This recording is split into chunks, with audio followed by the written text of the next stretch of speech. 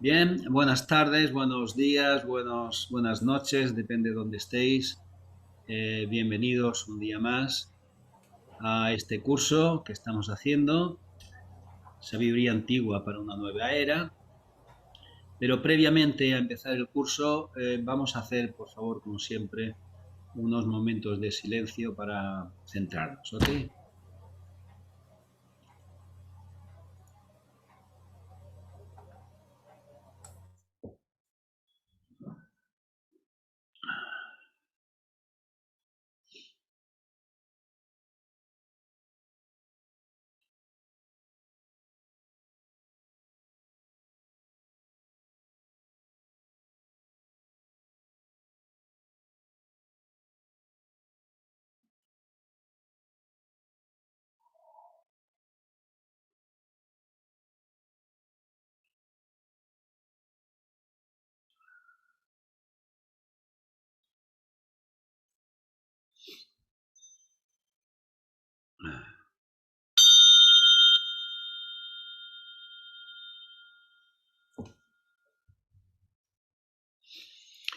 Bueno, pues empezamos. Hoy toca el capítulo 5.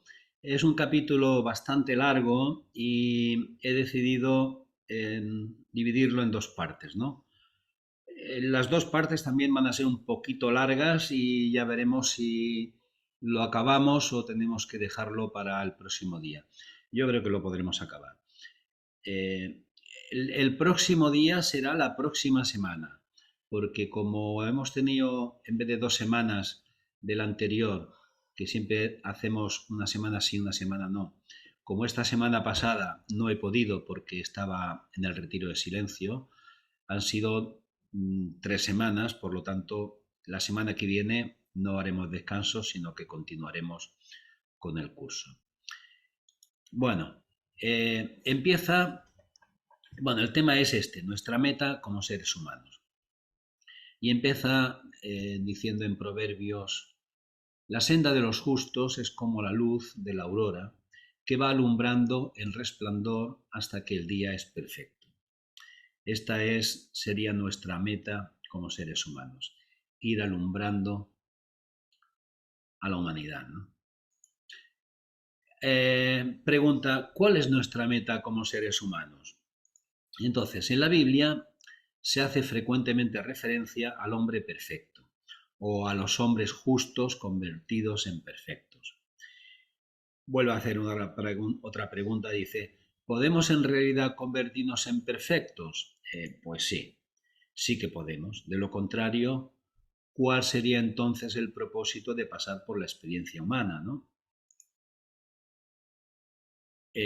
Aquí tengo la nota de decir, bueno, sí, podemos llegar a ser perfectos como humanos, pero ahí no acaba la evolución continúa mucho más allá del reino humano, ¿ok?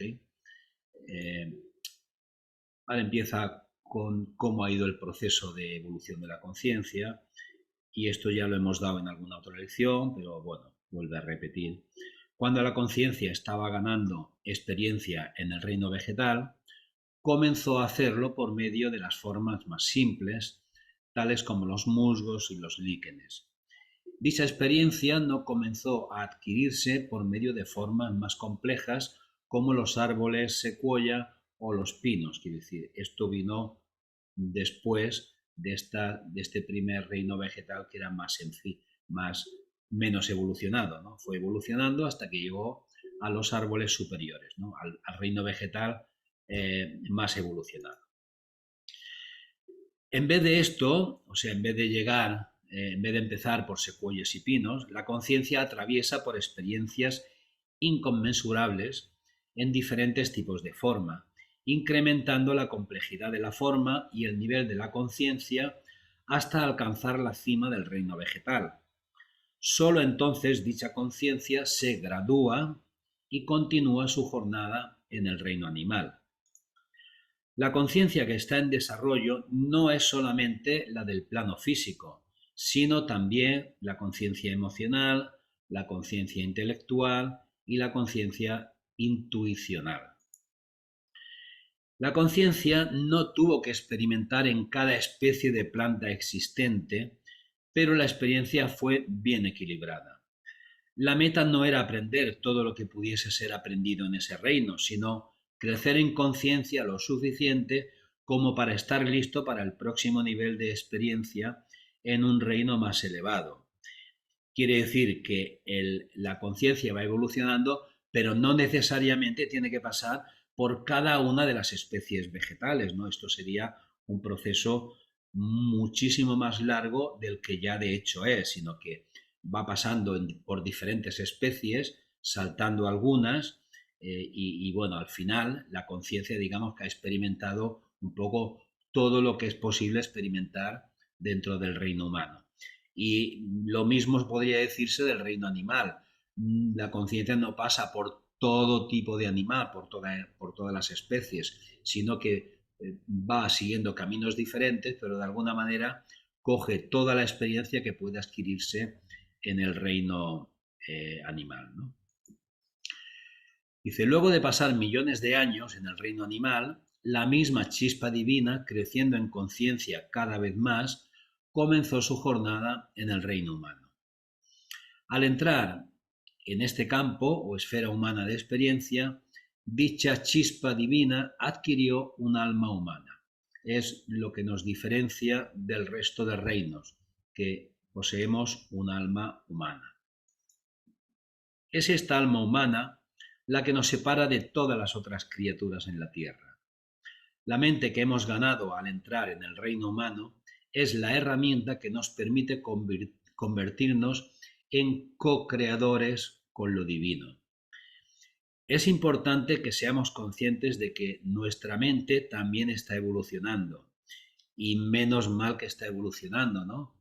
Porque si vemos el mundo como está, podemos llegar a la conclusión de que a nuestra mente le falta aún mucho camino para recorrer para evolucionar en una mente mejor de la que tenemos en este momento y no hacer lo que estamos haciendo, no solamente ya destruyéndonos a nosotros mismos, entre nosotros, sino destruyendo también el propio planeta, ¿no?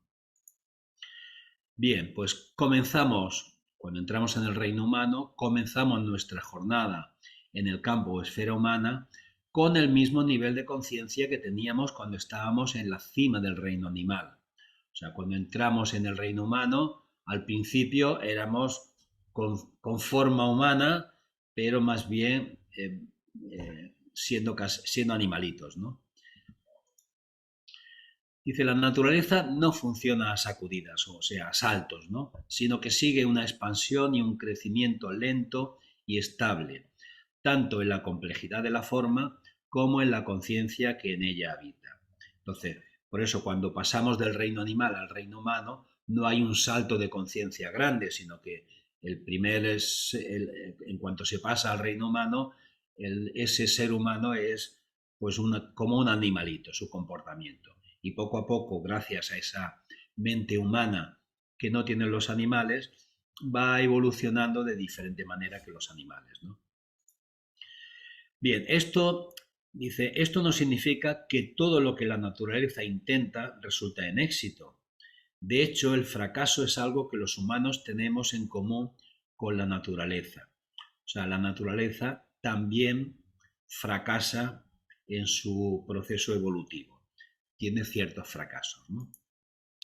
Los humanos aprendemos intentando algo, evaluando si hemos tenido éxito o no en nuestra meta y recomenzando si dicho intento no funcionó.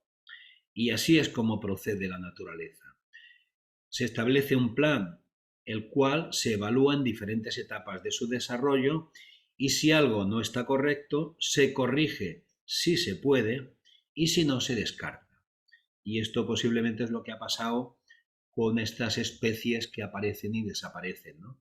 Pues hay especies que no acaban, no continúan, sino que desaparecen y seguramente es esto, pues no hay adaptación o ha sido, digamos, un fracaso en la evolución esta de la conciencia conforme va avanzando. Entonces, cuando se corrige o se descarta, dice el proyecto, entonces se empieza de nuevo o se comienza en su lugar un plan diferente.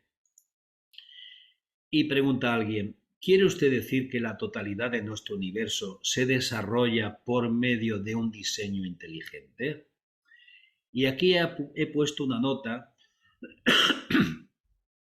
que sería muy interesante, aquellos que no la hayáis visto, de buscar en YouTube y simplemente poniendo designio inteligente.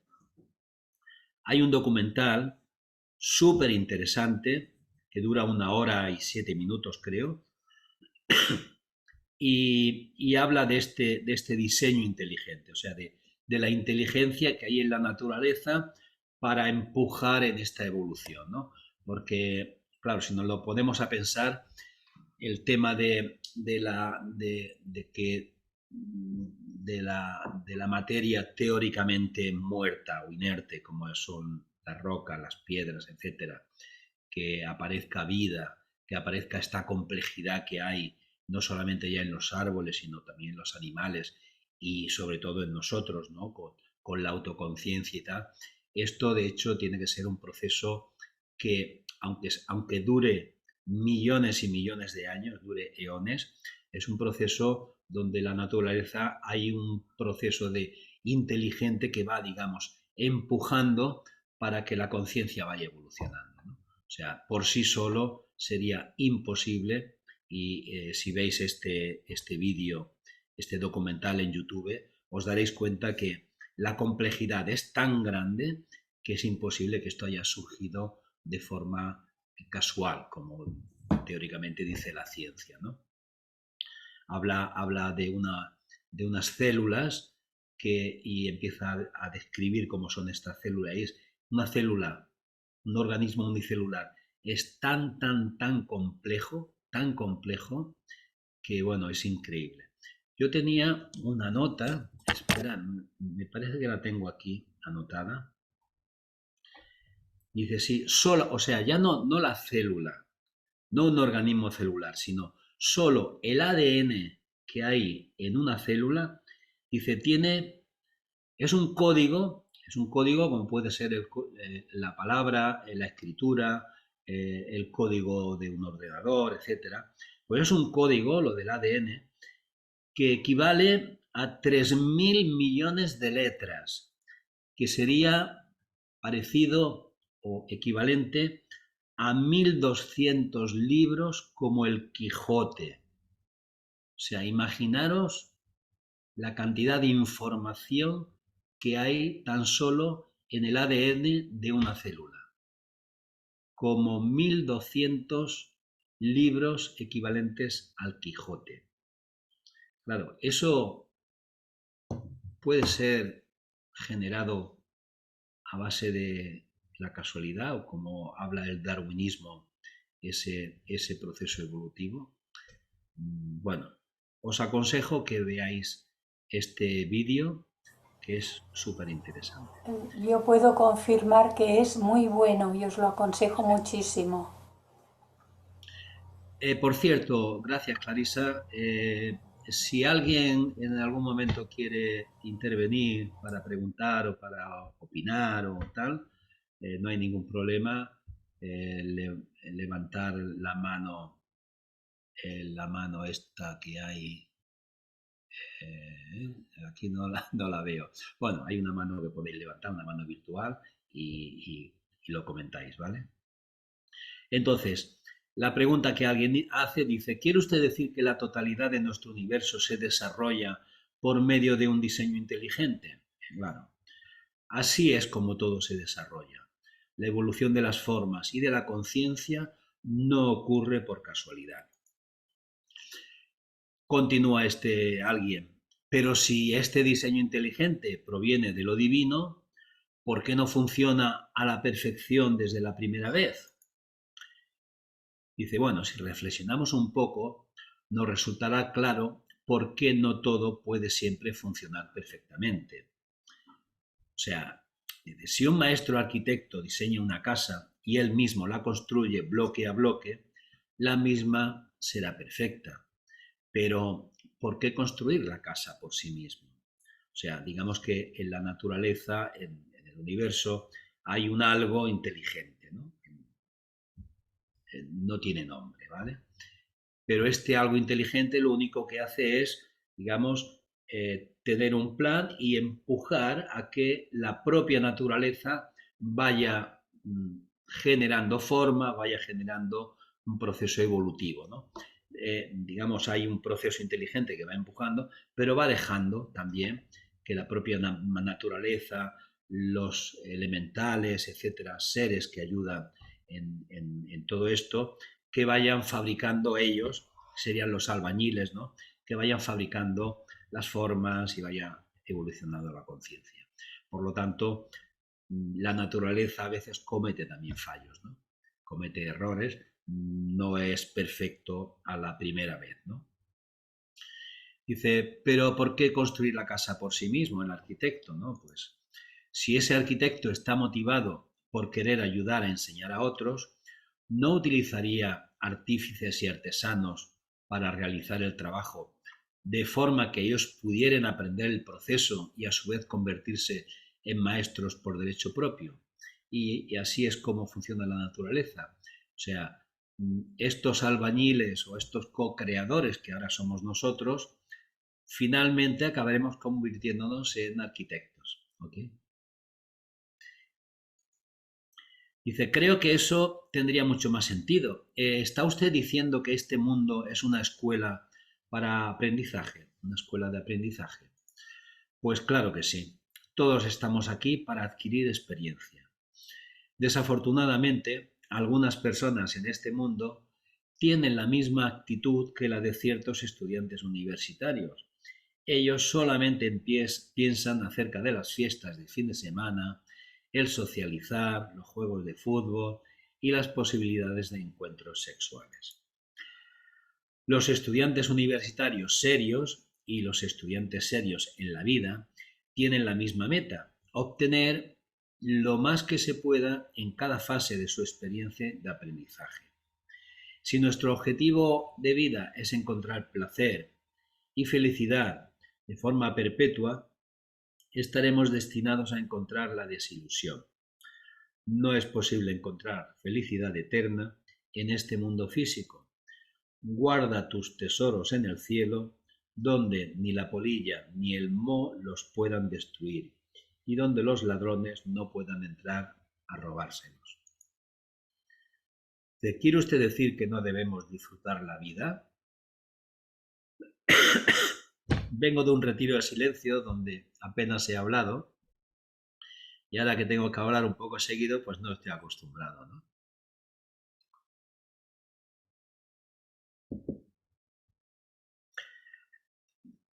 ¿Se trata de que no hemos de disfrutar la vida? Pues no, no estamos diciendo eso en absoluto. La persona iluminada disfruta de la vida, pero de una forma muy diferente a lo que hace una persona menos iluminada. Mientras más iluminado uno sea, tanto más satisfecho se sentirá y tanto mayor será el sentido de plenitud que uno sienta. Esto siempre y cuando haya puesto en práctica lo aprendido. Claro, una cosa es saber, aprender muchas cosas, tener el coco lleno de enseñanzas y de citas y tal, pero otra cosa es integrarlo y que uno funcione, su vida se adapte a lo que ya sabemos, ¿no? Esto es lo más complicado y lo que nosotros deberíamos hacer con estos estudios teosóficos, es decir, aplicar estas enseñanzas en nuestra vida, ¿no? Entonces, la persona que menos entienda cómo es que funciona la vida será la que experimente el mayor grado de vaivén en la felicidad. Si dicha felicidad está fundamentada en el deseo por adquirir una plenitud emocional. Esa persona tendrá muchas altas y bajas, y muchas de estas personas son adictas al sub y baja de emociones como si fuera una montaña rusa. Y esto viene expresado por el péndulo, ¿no? O sea, normalmente en la vida vamos de aquí para allá, ¿no? Todo lo que va hacia un lado luego va hacia el otro. Pero esto es lo que hace a muchas personas sentir que están vivas y algunas ya disfrutan así, yendo de un extremo al otro, ¿no? De la gran alegría, la gran depresión o a la gran tristeza, etcétera, etcétera, ¿no? Sin embargo, la persona más iluminada observa y actúa recíprocamente con los demás, pero desde un nivel distinto de conciencia. Y esto lo vamos a ver ahora de esta forma, ¿no? Imaginar ahora que este es el péndulo que va de aquí para allá. Esto de aquí simboliza, la cuerda simboliza el nivel de conciencia. Aquí tenemos a alguien que tiene un nivel de conciencia muy pequeñito y va pues de un extremo al otro, de la gran alegría a la gran depresión o a la gran tristeza. Ahora está exultante, ahora está triste, etcétera, y con altibajos muy pronunciados. Conforme vamos aprendiendo y nuestra evolución va hacia arriba, pues el recorrido, o sea, aquí el péndulo sigue haciendo este recorrido, pero si nos situamos aquí en nivel de conciencia, el recorrido que hacemos es más pequeño. Si continuamos evolucionando, lo mismo, hay unos que están aquí abajo colgando, ¡wow! La melena se les va por ahí para el otro, ¿no? En cambio aquí, pues tenemos, sí, vamos de aquí para allá, pero digamos que estamos más equilibrados y no tenemos esos altibajos tan pronunciados, ¿no? Y cuando por fin nuestro nivel de conciencia ya llega arriba del todo, pues aquí estamos, digamos, con esa visión, pero estamos en equilibrio, ¿no? Estamos lo que se llama el camino de en medio, el filo de la navaja, y vemos, lo cual no significa que desde ahí arriba disfrutemos menos de la vida. Al revés, disfrutamos más porque somos más conscientes y vemos las cosas como son. Igual que los niños ahora que disfrutan, a veces se ríen mucho, juegan, pero nosotros que tenemos otro nivel de conciencia los vemos y seguramente estamos disfrutando más que ellos solamente de ver cómo disfrutan ellos, ¿no? Bien, creo, si tenéis alguna pregunta o eso, pero creo que esta figura ilustra bien cómo conforme vamos subiendo de conciencia, nuestra vida se resulta más equilibrada. Y no nos vamos ni a la euforia esta del nivel bajo, ni tampoco al sufrimiento. Tanto nuestro sufrimiento como nuestra alegría está ahí más o menos equilibrado y podemos sufrir relativamente, podemos estar alegres, evidentemente, pero nuestra visión es diferente, ¿no? Bien, dice aquí que las personas más iluminadas no sean adictas a los mismos deseos emocionales que las menos iluminadas, no significa que sean menos felices. De hecho, probablemente son mucho más felices. Y yo creo que podemos ratificarlo, ¿no? Somos mucho más felices cuando nuestro nivel de conciencia está más alto, ¿no? Dice este señor, dice, pero yo disfruto mucho compartiendo con otros. A todos nos gusta una buena fiesta, ¿no es así? Bueno, pues no. No todo el mundo encuentra el ambiente de una fiesta como algo agradable. Una persona que sea más sensible a las vibraciones que la persona promedio encontrará insoportables las vibraciones prevalecientes en una fiesta. O sea, no es que cuando tengamos un nivel de conciencia elevado no nos guste compartir una fiesta, pero una fiesta, digamos, tranquila. Pero claro, ir a una discoteca con esos ruidos y tal, seguramente que a muchos de nosotros pues ya no nos apetece, ¿no? Ir a la discoteca. Podemos estar en otro tipo de fiestas más tranquilas donde sí que podemos disfrutar, hablar, compartir, etcétera, ¿no? Pero no en estas fiestas de los jóvenes, ¿no? Aunque a alguno igual sí que le gusta todavía este tipo de fiestas, ¿no? Dice, esto, el estar en una fiesta de estas, ruidosa, esto sería equivalente a estar en un cuarto lleno de ruidos ensordecedores sin tener el equipo necesario para prevenir un daño auditivo. A medida que avanzamos en el nivel de conciencia, se agudiza nuestra sensibilidad a las vibraciones y nos percatamos de unas vibraciones que otras personas no perciben en ningún momento. ¿Okay? La mayoría de nosotros se ha encontrado con personas que están tan ebrias que difícilmente pueden mantenerse de pie. Estas personas, sin embargo, están convencidas de que la están pasando bien y nos incitan a unirnos a su disfrute. Si miramos esto desde un punto de vista alejado del ofuscamiento producido por el alcohol, podremos ver con claridad que este pasarla bien redundará en una resaca muy desagradable y de que existe un costo elevado para esta experiencia de pasarla bien. Y yo diría que estos jóvenes que le dan y acaban así, yo diría que no lo pasan tan bien, porque yo he estado en estas discotecas siendo ya un poco maduro, porque llevaba a mi hijo eh, con 18 o 20 años, lo acompañaba y veía muchos jóvenes que estaban allí con el Cuba Libre y parecía, o sea, se movían así, parecía que lo estaban pasando bien, pero en realidad estaban aburridísimos ahí escuchando esos ruidos, ¿no? En fin, yo creo que nosotros, la mayoría de nosotros, hemos pasado ya por esta etapa, ¿no? De igual manera, las personas más iluminadas observan desde la distancia a aquellas que están inmersas en el ego y en el sube y baja de las emociones. Dichas personas más iluminadas no envidian para nada a las otras, prefiriendo su propia vida tranquila de desarrollo espiritual y de contacto con el alma. Este señor que pregunta dice, de manera que durante esta fase humana de nuestro desarrollo vamos desde las formas más bajas de conciencia humana y vamos escalando gradualmente. ¿Quiénes son las formas más elevadas de seres humanos y cómo se diferencian del promedio?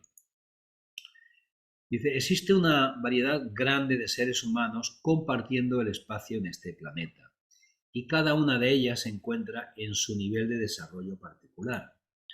Como seres humanos, tenemos la tendencia a juzgar a los otros basándonos en las apariencias, tales como la ropa que llevan puesta, con quién socializan, el tipo de automóvil que poseen y el número de grados universitarios que ostentan.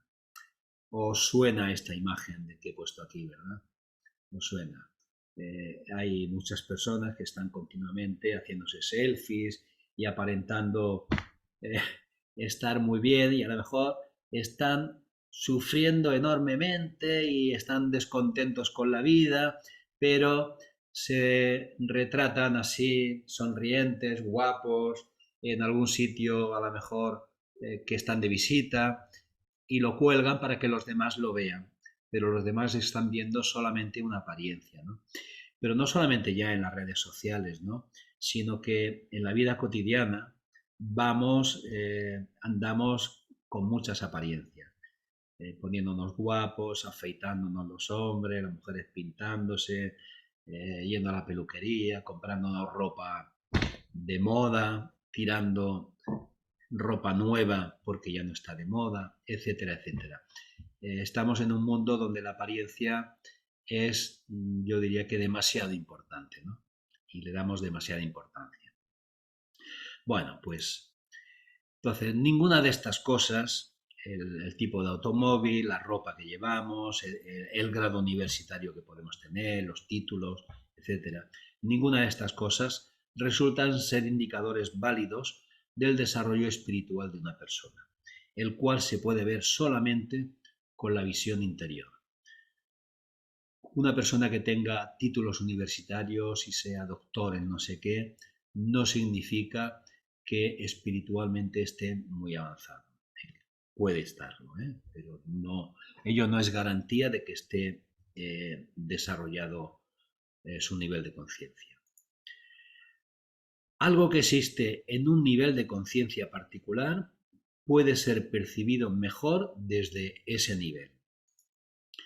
Desde el nivel de conciencia de la personalidad no podemos apreciar con propiedad las cualidades del alma. O sea, a la persona más evolucionada no podemos apreciarlo, apreciamos más a los que están a nuestro nivel o vemos más las personas que están a nuestro nivel, ¿no? Nos damos o a nivel, digamos, más inferior, nos damos cuenta, pero alguien que tenga un nivel de evolución superior, esto no podemos adivinarlo así a simple vista, ¿no? Podemos tener un entendimiento vago de nuestra alma y sentir hasta cierto grado su influencia sobre nosotros, pero para apreciarla en plenitud debemos elevar nuestra conciencia a ese nivel vibracional. Algunos de los seres más avanzados espiritualmente en nuestro planeta ni tan siquiera piensan de sí mismos como que ellos han alcanzado un desarrollo espiritual que se pueda notar. Muchos están sumidos en algo de sumo interés para ellos, al punto de que el resto del mundo se desvanece y se aleja.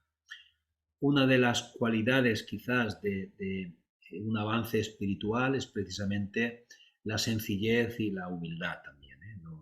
Cuando hay cierta prepotencia, esto posiblemente esté demostrando que no hay un gran nivel espiritual avanzado, ¿eh? Los grandes pensadores científicos, tales como Einstein u otros, quienes están dedicados completamente a su trabajo y no prestan mucha importancia a las cosas que la mayoría de las personas consideran esenciales en sus vidas, son ejemplos de algunos de los seres humanos más avanzados. Estos seres humanos más avanzados también pudieran ser grandes artistas, músicos, escritores, constructores. El elemento que todos tienen en común es que su motivación no es la fama ni el dinero, sino el amor hacia su arte o su oficio y un aprecio de las maravillas del universo. Pregunta, ¿no incluiría esto también a los muchos místicos y contemplativos, aquellos que viven en un convento o monasterio? Estas personas que escogen la vida en reclusión son de entre las más adelantadas de nuestra humanidad, pero ello no es garantía de desarrollo espiritual. Existen muchas razones para entrar en un monasterio o en un convento. O sea, quiere decir que las personas que están recluidas en monasterios y tal, eso no significa que estén muy evolucionadas. Podrían estarlo, ¿no? Pero no es garantía tampoco. Podría ser una forma de escapar de las responsabilidades y dificultades del mundo externo, eso de meterse en reclusión, ¿no? También podría ser que dichas personas reconozcan su apego a las cosas materiales y escojan la vida monástica como una manera de superar esta condición. También aquí os recomiendo una película que la podéis encontrar en YouTube y también la película es muy interesante. Se llama Samsara. Si S-A-M-S-A-R-A. Samsara. Solamente picando esto en YouTube aparecerá la película y os aconsejo también que la veáis. Es de un monje que está metido en una cueva durante tiempo y tiene ya las uñas largas, el pelo largo, barba, y sale, es un monje tibetano, y sale y bueno, cuando llega al mundo, pues los demás monjes lo adoran un poco como alguien muy elevado espiritualmente y tal, pero bueno, la cosa no va así. Cuando ve una mujer resulta de que la cosa ya se pone un poco así, ¿no?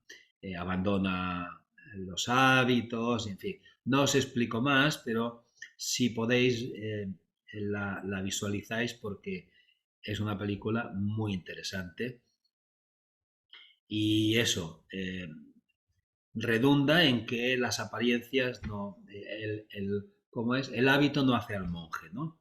Las apariencias engañan. Bien, dice, de ser este el caso, la vida en reclusión no adelantaría mucho, toda vez que significaría solamente sustituir el orgullo en las cosas materiales por el orgullo espiritual. De todas formas, sigue siendo el ego en función y sigue siendo indicativo de un ser no iluminado. Siempre está hablando de ego, recordar que es ahí donde nos movemos, donde estamos, ¿eh? Y este ego precisamente es lo que tenemos que abandonar. Es nuestro peor enemigo. Es muy útil para muchas cosas y también gracias a este ego vamos evolucionando, pero también es nuestro peor enemigo. Siempre está intentando darle la vuelta a todo y ver cómo nos puede fastidiar, ¿eh? Pregunta ¿y qué de San Francisco de Asís, Santa Teresa de Ávila y otros como ellos? ¿No deberíamos emularlos y adoptar su modo de vivir? Dice, es cierto que en siglos pasados la vida monástica era muy apropiada para el desarrollo espiritual, pero ha llegado el tiempo para que los seres humanos permanezcan en el mundo y a la misma vez se desarrollen espiritualmente. Es aquello de estar en el mundo, pero no ser del mundo, tal como enseñó Jesús. ¿Por qué eso ha cambiado? Pues la humanidad se encuentra en una etapa donde hay muchas personas al borde de dar un paso gigante en su desarrollo espiritual. O sea, estamos en un momento clave.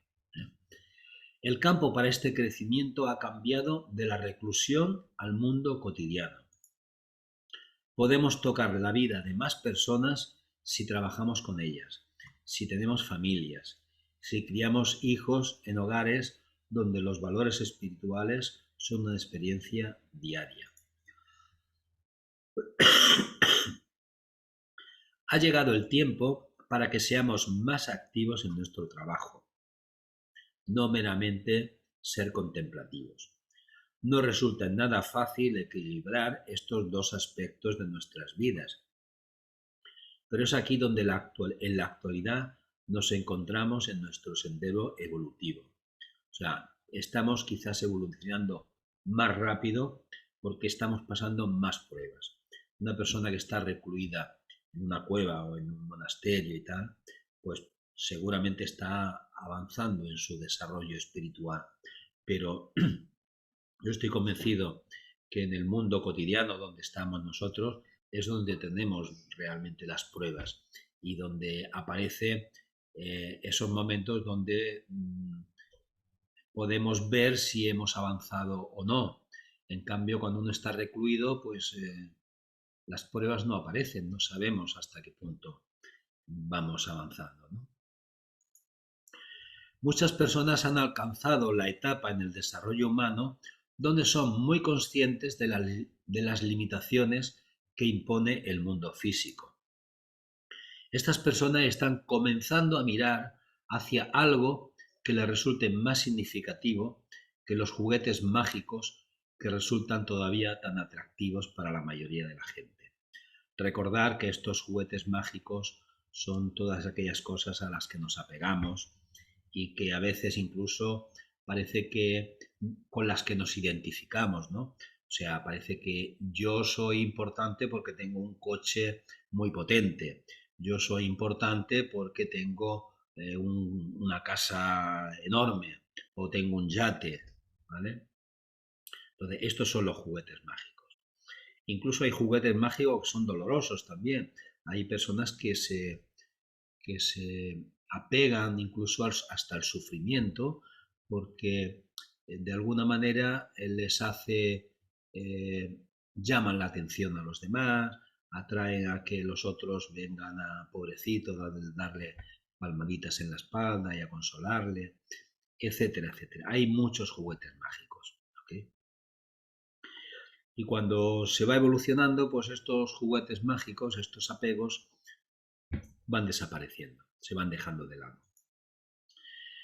La cantidad de estas personas que están ya empezando a mirar a algo diferente, es bastante numerosa, pero existe una carencia de instructores lo suficientemente avanzados para ser ejemplos distinguidos y una inspiración para aquellos que están listos ya para otra cosa.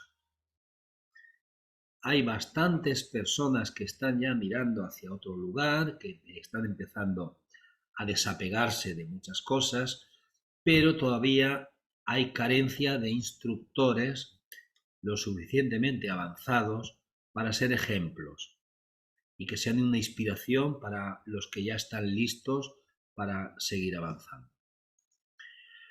No hay una carencia de predicadores y de gurús ni de personas iluminadas levemente, pero encontrar un maestro que sea iluminado genuinamente resulta raro.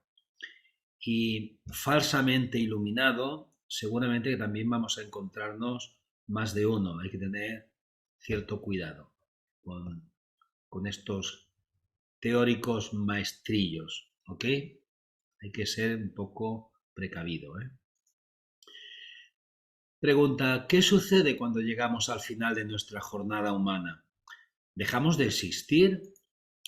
En absoluto, o sea, nunca vamos a dejar de existir de una manera o de otra, ¿ok? Todavía hay muchas etapas en nuestro adelanto espiritual. Una vez un ser humano ha aprendido todo lo que se requiere como humano, se gradúa, igual que hay animales que se graduaban del reino animal y pasan al reino humano, pues también hay humanos que se gradúan como humanos y se avanza hacia un nivel nuevo de trabajo espiritual. Existen varios senderos que se abren ante el ser humano que ha alcanzado su meta en la humanidad. Existen varios senderos. Cuando un ser humano llega al final de la etapa humana, puede llegar a elegir. ¿Nos puede usted decir cuáles son estos senderos? Mencionaremos dos de ellos. Una opción es transferirse al reino angélico para convertirse en un deva o el que resplandece.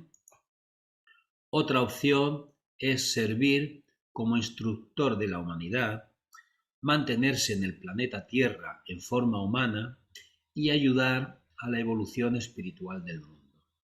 Siempre, en todas épocas, ha habido estos seres que ya no pertenecen al reino humano, que están en otro reino. Siempre ha habido estos seres que ayudan a la evolución espiritual de la humanidad.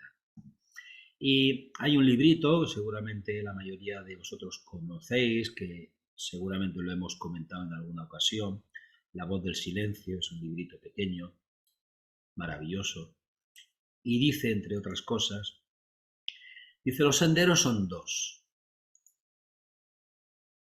Está el sendero patente, el sendero evidente, que es el camino que conduce a la bienaventuranza egoísta, y existe el sendero de la renunciación, que es el sendero elegido por los Budas de perfección.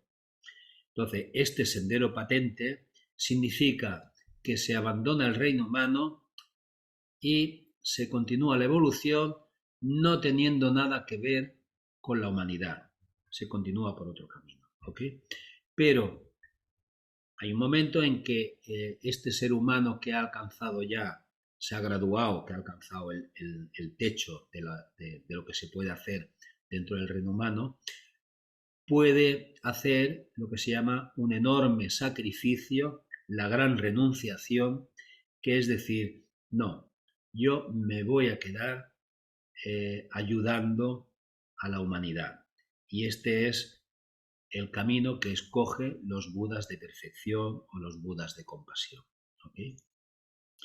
Y más adelante, La voz del silencio, al final dice, después de explicar muchas cosas, que es maravilloso este libro, dice, escucha atentamente, oh Bodhisattva, habla la compasión y dice,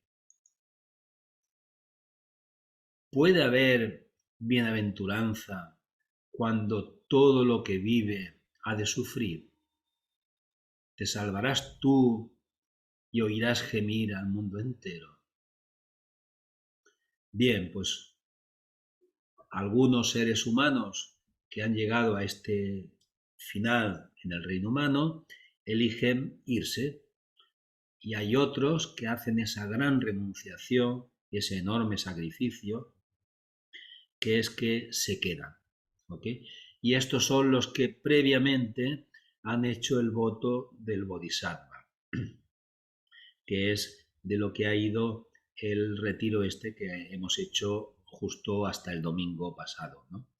En este retiro hemos hablado de estos 4 votos y se ha hablado mucho, mucho del sufrimiento, porque precisamente es la causa por la que estos bodhisattvas al final del recorrido en el mundo humano, en el reino humano, deciden quedarse y no irse. ¿Ok? Abandonan el reino humano, pero en el reino superhumano ahí están como maestros, maestros de compasión o budas de compasión, que se quedan para ayudar a la evolución de todo lo que vive, ¿no? Bien, pues estos son los 2 senderos. Esto conlleva un sacrificio tremendo por parte de los que escogen este sendero, ya que significa que deben mantenerse en un ambiente que resulta ser muy diferente al de su propio nivel vibracional. Pregunta, ¿significa eso que estos seres avanzados están entre nosotros viviendo en el mundo? Por lo general, no.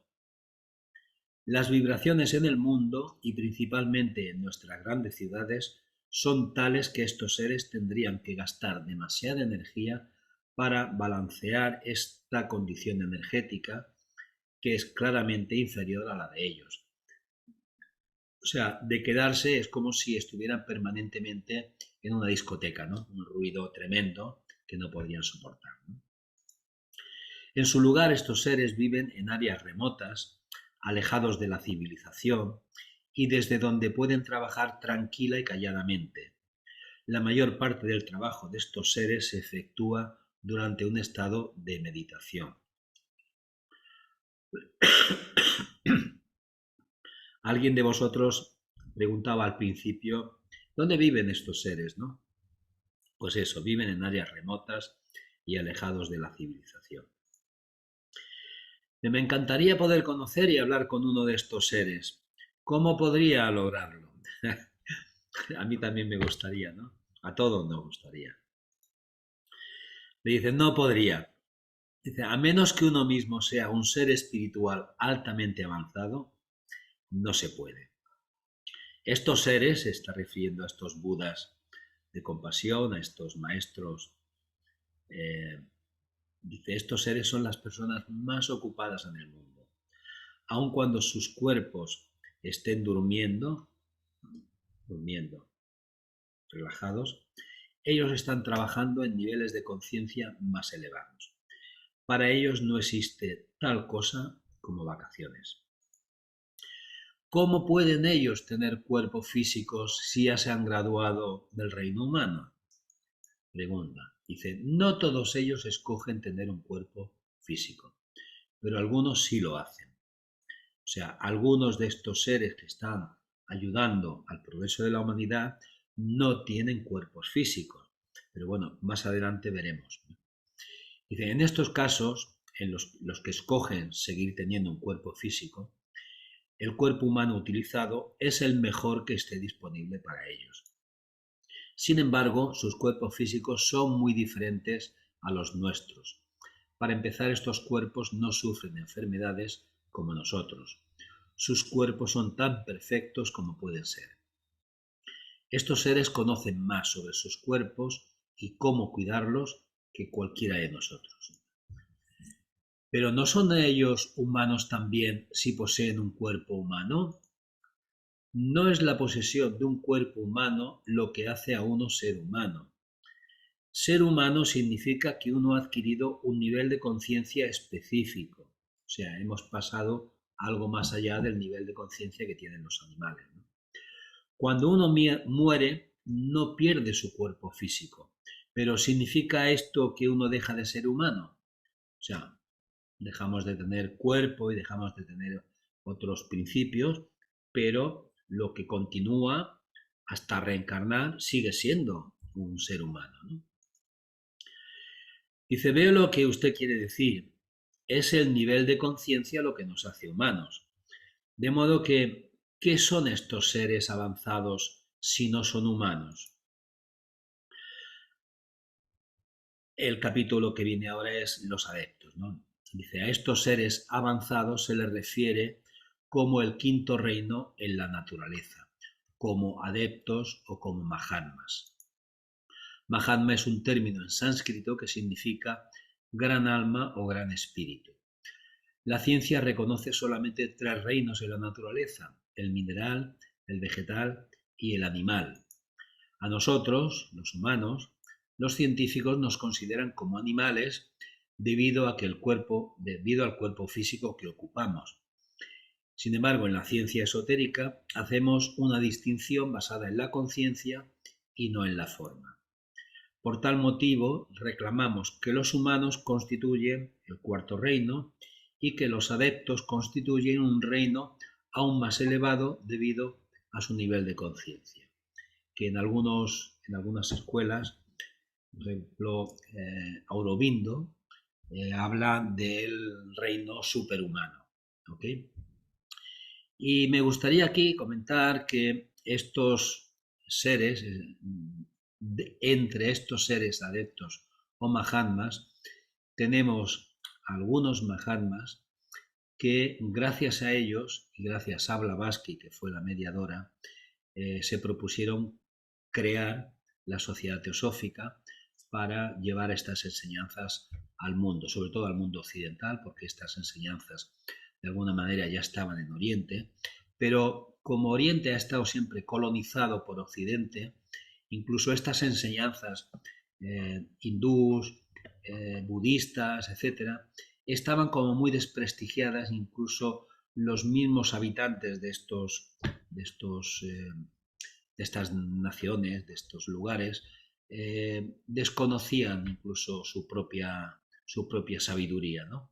Y con la colonización estas enseñanzas estaban consideradas incluso como supersticiones, etcétera.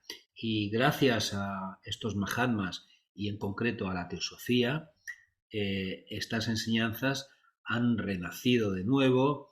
En la India y en los países de Oriente, las personas de estas religiones vuelven a sentirse orgullosas de su propia religión y es más, gracias a la teosofía, estas enseñanzas, el budismo, el yoga, la meditación, todo esto ha pasado a Occidente gracias a la teosofía. La teosofía fue la pionera en tratar estos asuntos en Occidente y es cierto que luego han venido pues lamas, han venido yogis, etcétera, a seguir difundiendo el budismo, la meditación, etcétera. Disculpad un momento, que veo que hay chat, pero no. Sí, veo Sansara, vale. Vale. No hay manos. Vale, no hay manos, ella ha visto el chat. Vale, entonces vemos que hay este cuarto reino que la ciencia no reconoce, porque nos mete como que formamos parte del grupo animal, pero nosotros decimos que es un cuarto reino porque somos diferentes a los animales, y hay un quinto reino que son estos adeptos o mahatmas, y bueno, y continúa, la cosa no se queda ahí, pero no vamos a entrar en ello ahora. ¿Okay? Dice, he escuchado acerca de los maestros ascendidos y de mensajes provenientes de ellos que son canalizados por personas. ¿Son maestros ascendidos los seres que envían estos mensajes? Todos nosotros seguro que tenemos conocidos o libros o tal que hablan de canalizaciones de estos maestros, ¿no? O incluso de otras civilizaciones que hay por otros lugares remotos del espacio, ¿vale? Entonces vamos a ver qué nos dice acerca de esto. Dice, existen muchas personas en el mundo que están convencidas de que reciben mensajes de los arcángeles, de los maestros ascendidos y de miembros con algo rango en la jerarquía espiritual. en la mayoría de los casos,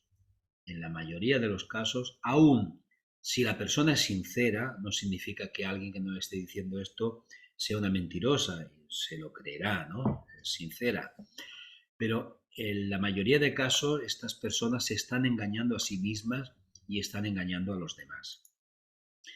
Existen entidades en el campo o esfera astral emocional a las cuales les encanta hacerse pasar por personas altamente conocidas. Esto no es difícil de lograr. Hay miles de personas que poseen algún grado de clarividencia, pero este grado de clarividencia está limitado al campo o esfera emocional, o sea, no es un grado de clarividencia muy elevado, ¿no? Pero claro, tener cierta clarividencia en el mundo emocional, en el campo astral, pues claro, a algunos le parece que están viendo, bueno, la divinidad, ¿no? Entonces, estas entidades del mundo astral apelan al ego de estos clarividentes, diciéndoles que ellos han sido escogidos de forma especial para comunicar al mundo mensajes importantes. El mensaje, por supuesto, no parecería ser importante a menos que provenga de una fuente altamente venerada. Y esto es lo que ellos dicen, ¿no? Uy, viene de muy arriba, ¿no?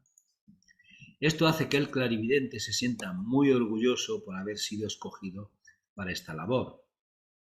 El término ascendido aparenta tener varias interpretaciones.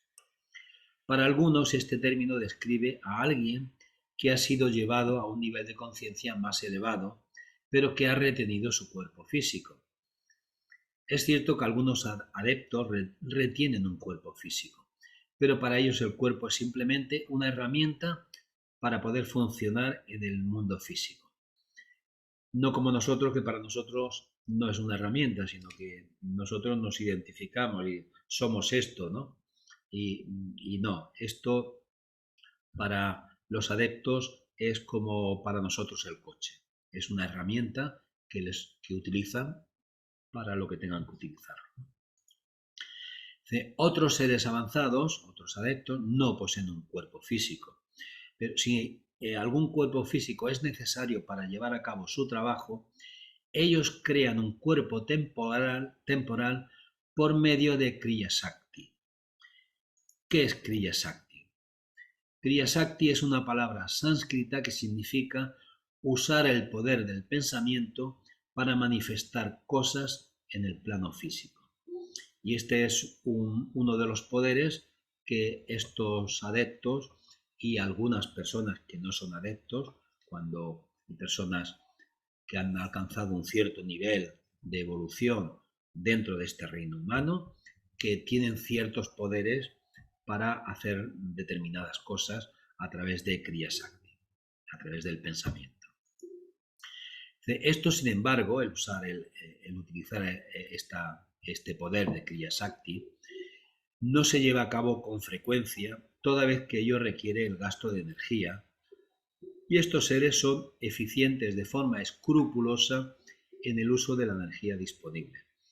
Pero no solamente de forma escrupulosa no derrochan energía, sino que solamente lo utilizan cuando es necesario. Jamás lo van a utilizar este poder para demostrar nada a nadie, para decir, oye, mira, si tú eres un adepto, demuéstramelo haciendo tal cosa. Ellos no van a demostrar nada a través de Kriya Shakti para entretener a nadie. En cualquier caso, no existe el apego hacia la personalidad como nosotros experimentamos. Pregunta este señor, ¿cómo podemos saber si los mensajes recibidos provienen de uno de estos seres avanzados o si por el contrario provienen simplemente de una entidad en el campo o esfera astral? Contesta, por sus frutos los conoceréis. Es una frase que se refiere con exactitud a esta situación. Casi todas las comunicaciones del tipo antes mencionado, o sea, del mundo astral, se les atribuye a miembros de la jerarquía espiritual muy conocidos, o al menos muy conocidos por parte de las personas que estudian estos temas. Quitémosle el nombre y miremos el contenido del mensaje como tal. O sea, estas personas normalmente dicen, sí, no, traigo un mensaje de Jesús, de María, de personalidades o de seres conocidos para darle más importancia a lo que están diciendo. Y seguramente, si son sinceros, es que esa entidad astral se ha hecho pasar por esto, ¿no? Pues yo soy Jesús, oye, pasa esto, pasa lo otro, ¿no? En fin, quitémosle el nombre y veamos esta comunicación que contiene, ¿no? ¿Qué nos dice?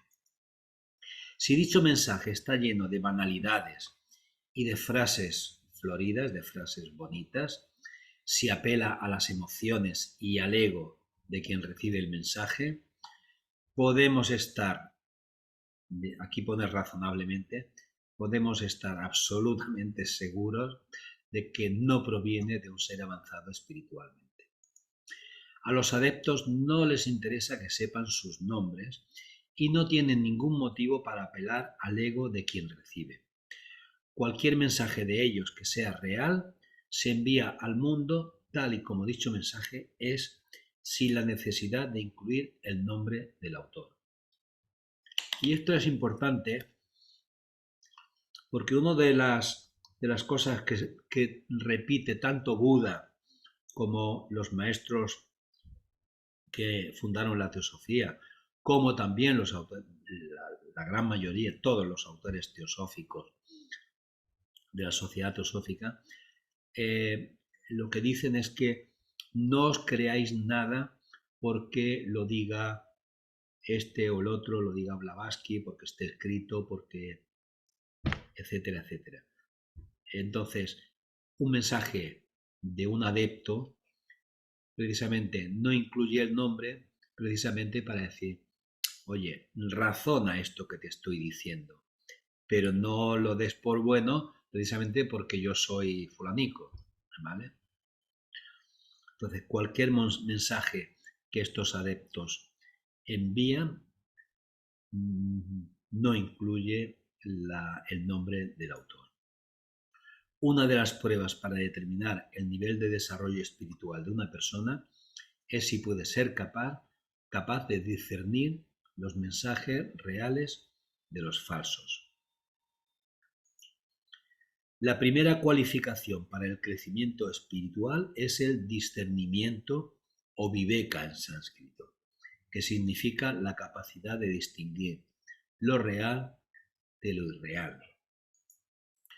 Todos los aspirantes deberán pasar por la prueba de aprender a separar lo verdadero de lo imaginario. Quien no haya aprendido a hacer esto pasará varias vidas deambulando y desperdiciando tiempo en cosas que no son de provecho. Pregunta, ¿cómo puede uno distinguir lo real de lo irreal? En un sentido, cualquier cosa que exista en una frecuencia vibratoria más elevada resultará ser más real, entre comillas, más real que algo que se encuentre en un nivel de vibración menor. Por lo tanto, a medida que aumentamos en conciencia, estamos alcanzando un nivel de existencia más real. ¿Sí? Existe solamente una realidad, o sea, solamente existe una realidad. Y esto es al nivel de lo absoluto. Esto es lo único real que hay. Entonces, desde ese punto de vista, todo lo demás es irreal. Pero también podemos decir que existen diversos grados de realidad. A medida que nos acercamos a lo absoluto, o sea, a medida que vamos aumentando nuestro nivel de conciencia, vamos, digamos, acercándonos también a esa realidad. Por lo tanto, la verdad es siempre relativa, ¿okay? Salvo la única realidad que hay, que es al nivel de lo absoluto. Y esto es muy importante y práctico también, si tenemos siempre presente que la verdad es relativa. A veces nos estamos peleando entre nosotros pensando a ver quién lleva la verdad, ¿no? Y bueno, pues sería bueno que nos acostumbráramos a pensar que las verdades son relativas. Y a lo mejor el otro pues, tiene parte de realidad. Y nosotros también, ¿no? Bien, continúa diciendo, la canalización y el recibir mensajes espirituales están muy de moda. Es cierto que algunas personas reciben comunicaciones de otros campos o esferas, pero pocas de estas son de naturaleza espiritual. La gran mayoría son de naturaleza astral, un mundo que está repleto de seres inferiores que se hacen pasar por lo que no son. ¿Ok? De aquellas que provienen de otro, o sea, de aquellas comunicaciones que provienen de otros lugares que no sean el campo o esfera astral emocional, la inmensa mayoría son de nuestro yo superior o alma. O sea, a veces podemos tener intuiciones que son nuestras propias, ¿no? Vienen de arriba, ¿no? De arriba nuestro. De forma esporádica, algunos mensajes pueden provenir de algún discípulo o alumno avanzado de uno de los adeptos y con muy escasa frecuencia del adepto mismo. Esto último resulta extremadamente raro, o sea que sea una comunicación de un adepto directamente resulta extremadamente raro. Y es importante para nosotros estar cautelosos de cualquier persona que reclame recibir mensajes de algún adepto o miembro de la jerarquía espiritual. Ojo, tenemos que estar cautelosos de estos que dicen que, oye, el Mahatma tal me ha dicho que tal. Y menos aún algunos que dicen que ellos están en contacto con el maestro. Porque estas personas, si es real que reciben algún mensaje directo de un adepto, de un Mahatma, si es verdad que están en contacto, que son discípulos de un adepto, no van por ahí diciéndolo. ¿Vale? Si lo dicen, desconfiar. Si el mensaje está revestido de lenguaje, de bonito lenguaje y tal, y apela a las emociones, este mensaje no proviene de un miembro de la jerarquía. La cautela es esencial para el estudiante espiritual que quiera evitar caer en las numerosas trampas que existen a lo largo de la jornada. Hay otro aspecto de Viveka, que es otro aspecto del discernimiento, que puede parecer como un poco menos abstracto, y es el determinar si algo es útil o no, si es provechoso o no para nuestro crecimiento espiritual. O sea, sería otra manera de ver este mensaje, ¿no? Esto significa que debemos estar evaluando las cosas de forma constante y estar haciendo una determinación al respecto. ¿Esto ayuda a mi desarrollo espiritual o lo obstaculiza?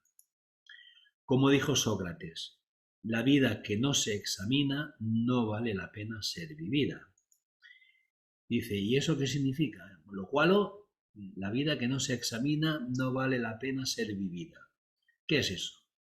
Pues significa que si pasamos por la vida solamente dando tropezones y cometiendo errores, permitiendo siempre que nuestros deseos y pasiones nos controlen y nos guíen, no estaremos actuando como los seres divinos que en realidad somos. Y os pongo este esquema porque quiero recordaros que esto de aquí, manas inferior, astral, prana y físico, esto de aquí es la personalidad, el ego, ¿vale? Lo inferior. Y esto de aquí es lo que realmente somos, alma, buddhi, manas. Aquí. Entonces, el astral está por debajo aún del manas inferior. Y os lo pongo para que veáis que en la medida en que nos dejemos llevar por los aspectos emocionales, no lo estamos haciendo bien. O sea, cuando mucha gente habla, déjate llevar por el corazón, ¿no? Donde el corazón te lleve, sí, genial. Pero cuando se dice eso, donde el corazón te lleve, no se está refiriendo a lo que nos dicen las emociones. Las emociones no es el corazón. Las emociones es el vientre. ¿Okay? Está aquí. Entonces, hemos de mirar que las emociones no dirijan nuestra vida. El razonamiento, la lógica, lo correcto, etcétera, debe prevalecer sobre estos deseos, estas pasiones, estas emociones, me gusta, no me gusta, etcétera, etcétera. ¿Ok? Bueno, no sé si os estoy diciendo demasiado, pero me extraña que no hayáis pedido ya la palabra para decir algo de todo esto.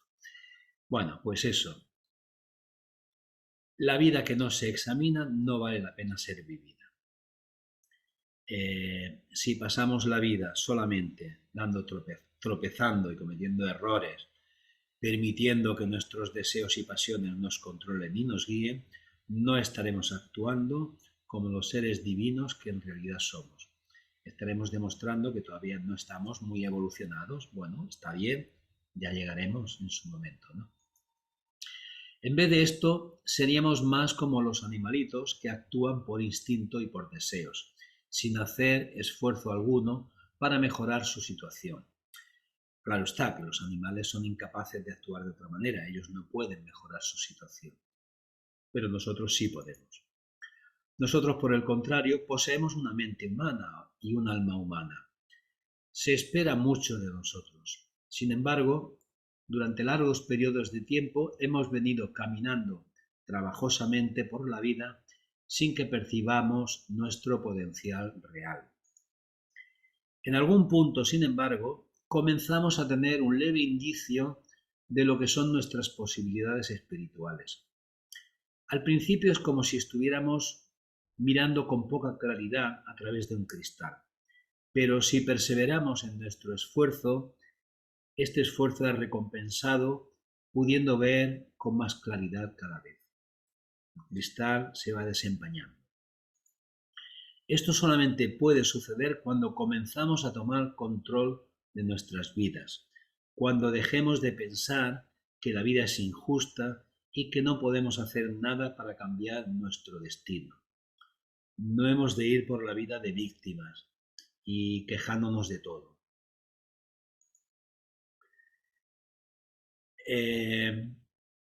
Dice, si deseamos acelerar nuestro crecimiento espiritual, debemos examinar todo acerca de nuestras vidas, nuestras motivaciones, nuestros deseos, nuestros pensamientos y nuestras emociones. ¿Por qué estamos haciendo lo que hacemos? ¿Por qué elegimos esto y no lo otro? Pero ojo, porque muchos de nosotros, cuando hacemos esto y nos examinamos, normalmente andamos haciendo muchas justificaciones. En vez de reconocer que nos hemos equivocado, que no hemos actuado como deberíamos haber actuado, que podríamos haberlo hecho de una mejor manera, andamos justificándonos. Bueno, pero somos humanos. Sí, pero es que he tenido que hacerlo porque no sé qué, no sé cuánto, tal. No, no nos justifiquemos. Reconozcamos las cosas como son y reconozcamos cuando podíamos haber hecho las cosas mejor. Incluso, sobre todo, cuando nos damos cuenta, sin justificarnos, que no lo hemos hecho bien. ¿Okay? Somos nuestra mente inferior, nuestro ego, es muy hábil justificándonos, muy hábil. Y en la medida que nos justificamos, no aprendemos a hacer las cosas de otra manera. Cuando no nos justificamos y lo reconocemos, podremos volver a caer en el mismo error, pero nos iremos dando cuenta cada vez más rápidamente. En cambio, si andamos justificándonos, seguramente no nos damos cuenta, no iremos mejorando. Solamente haciendo esto es que estaremos aceptando la responsabilidad de nuestras vidas y nuestro crecimiento espiritual futuro. Dice, conozco a muchas personas que son egocéntricas e introspectivas, pero no muestran mucho crecimiento espiritual. Dice, este no es el tipo de autoexamen a que nos referimos. El universo de muchas personas es sumamente pequeño, más o menos del tamaño de un casco de motocicleta. Y he puesto aquí esta imagen porque No sé si conocéis el cuento este de la rana que estaba en un pozo y estaba ella tan contenta porque veía el cielo y veía, qué lindo, qué bonito, qué grande es el cielo, ¿no? Hasta que, bueno, alguien la saca y se da cuenta de que el cielo que ella ve es muy pequeñito, ¿no? O sea, eh, veamos que el mundo es más que lo que solemos ver, es mucho más grande, mucho más complejo y mucho más bonito y más de todo de lo que normalmente solemos ver. El cuento no acaba aquí, continúa, ¿no? Porque no solamente sale a la superficie, sino que luego también un águila se lo lleva y entonces ya ve las cosas de... En fin, es el ejemplo de cómo conforme vamos avanzando, conforme vamos subiendo nuestro nivel evolutivo, todo va cambiando, el mundo cambia. Como decía Krishnamurti, cambia tú y cambiará el mundo, ¿no?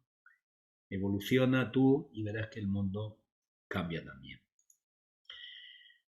Estas personas que tienen ese mundo tan pequeñito, dice, todo con lo que se topan, con toda persona con la que se encuentra, todo acontecimiento en sus vidas se reduce a una sola idea.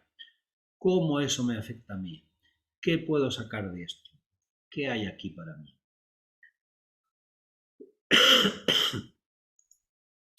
El tipo de introspección a la que nos referimos es más bien, debería ser como, ¿estoy siendo la mejor persona posible?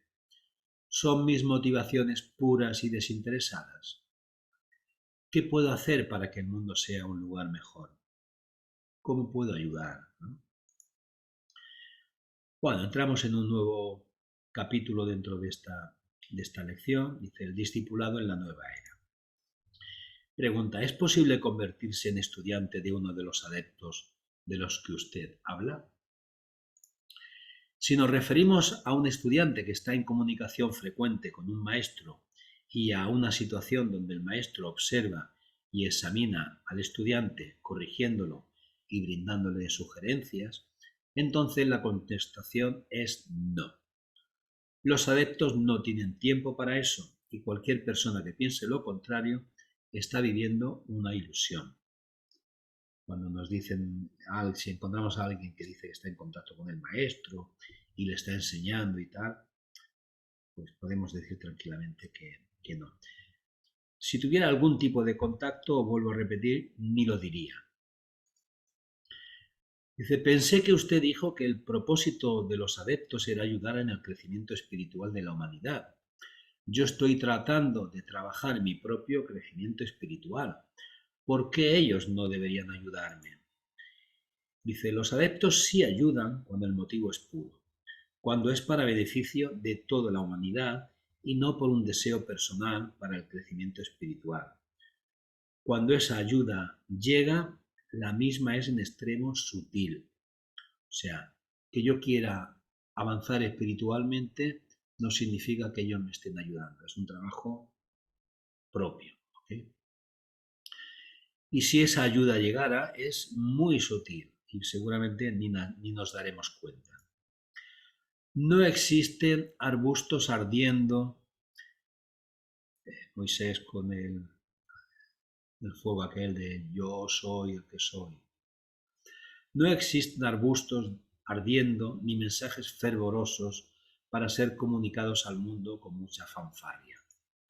La ayuda es en forma de una voz calmada y pequeña, la voz del silencio, algo que escuchamos internamente sin palabras, algo que nos llega y no sabemos de dónde viene, ¿vale? Seguramente es el pepito grillo, es nuestra conciencia que nos está hablando, ¿no?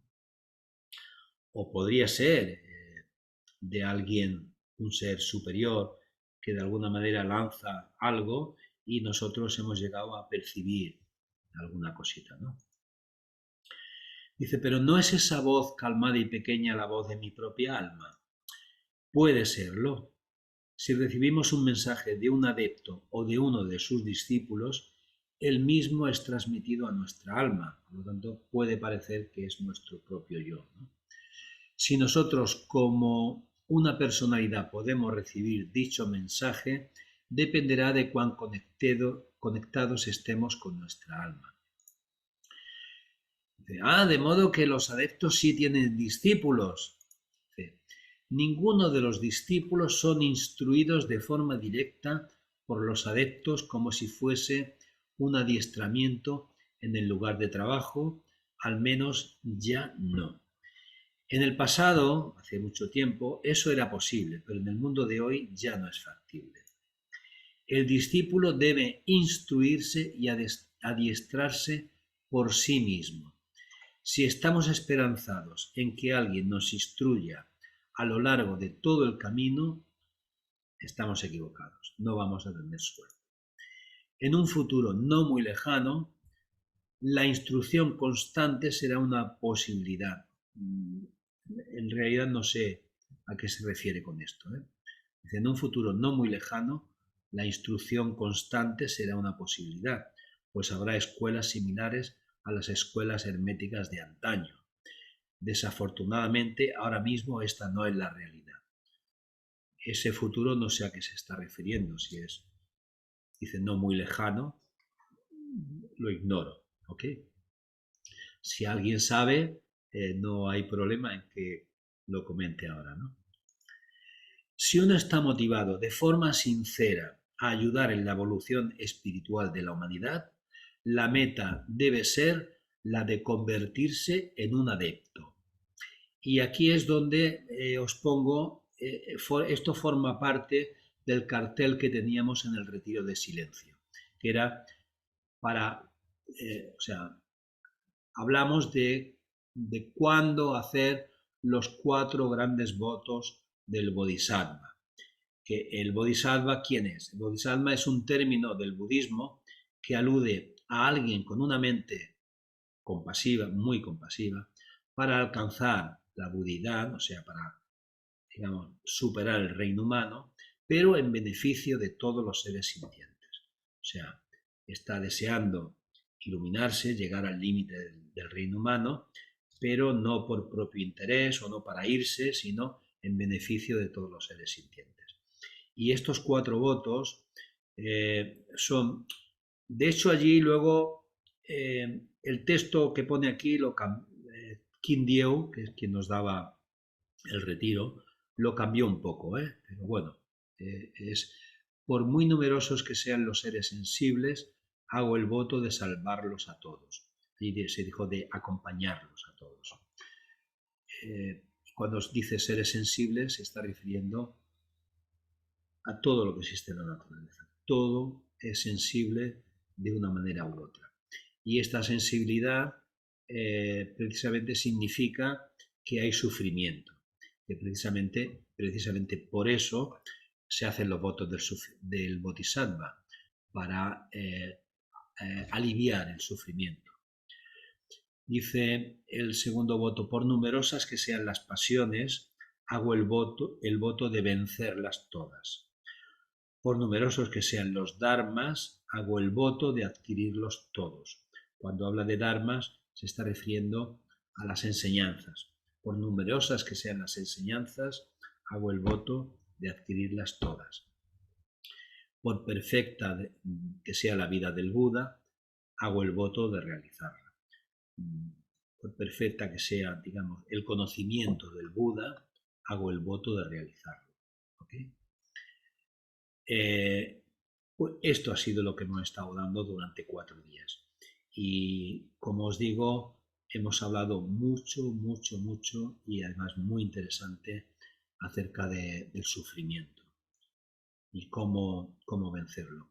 Recordad, muchos de vosotros también lo conoceréis, lo de las 4 nobles verdades del Buda, que la primera verdad es que la vida es sufrimiento, ¿vale? Y entonces continúa y luego dice cómo evitar el sufrimiento. Bueno, pues todo ese aspecto lo hemos estado hablando estos 4 días en Málaga. Bueno, pues si uno está motivado de forma sincera en ayudar a la evolución espiritual de la humanidad, la meta debe ser la de convertirse en un adepto, la de convertirse en un bodhisattva, ¿vale? Querer ayudar a la humanidad.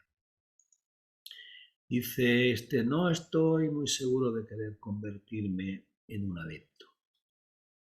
Culpar que hay también chat, dos chats. Sí,